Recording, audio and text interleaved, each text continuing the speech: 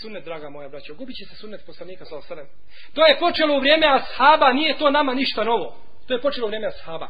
Kaže imame Zuhri, Ibn Šihabe Zuhri, jedan poznati islamski učenjak i muhadis koji je bio od šehova imama Malika, i za njega se kaže da je on bio jedna medresa. Sam je bio jedna medresa i škola.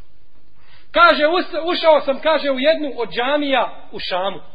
Kaže, pa sam našao Enesa ibn Malika da sjedi i plače. Enes ibn Malik plače. Kaže, pa sam ga upitao, o ashabu Allahovog poslanika, zbog čega plačeš? Kaže, plačem zbog sunneta. Kaže, plačem zbog sunneta, izgubio se sunnet Allahovog poslanika. U vrijeme Enesa ibn Malika. On je jedan od posljednjih ashaba sa Amirom ibn Tufejlom. Jedan od posljednjih. Kaže, plačem za sunnetom, izgubio se sunnet. Kaže, pa kako se izgubio? Šta se izgubilo sunneta? Kaže, gubi se sunnet. Kaže, mi smo, kaže, u vrijeme poslanika kada smo bili u namazu, kaže, jedan od nas bi, kaže, pritisnuo svoje rame uz rame svoga brata. I koljeno uz koljeno svoga brata i stopalo uz stopalo svoga brata. Tako bi stojalo u namazu. Ono što danas se muslimanima non stop potencira. A oni čuju, a izgleda da ne čuju. Ne zanima ih to. Kaže, tako bismo stajali. Kaže, tako mi Allaha u predaji kod Ebu Jale, kaže, da neki od nas danas tako uradi čovjeku pored sebe, vidio bi ga, kaže, u safu kao uznemirenu mazgu. Kako bi ga vidio u safu? Kao uznemirenu mazgu. Zbog čega ti pritišćeš svoju nogu s moju? To je bilo vrijeme tabina. Pa šta kazati za naše vrijeme u kome mi živimo? Zato, draga moja braćo, kad ti dođe od poslanika, draga moja braćo, kad vam dođe od poslanika nešto, nemojte se dvoumiti.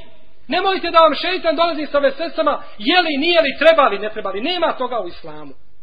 Nema toga. Dok ti je došlo od poslanika, završeno.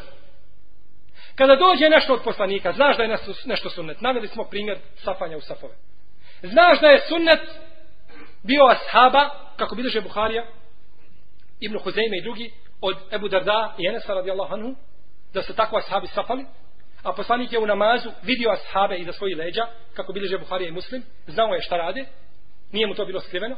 Ako znaš da se tako safali, da je to sunnet, i nakon toga nećeš da to učiniš. Znaš da je to sunnet, ubijeđen si i nećeš. Znate kako se to zove u šerijatu?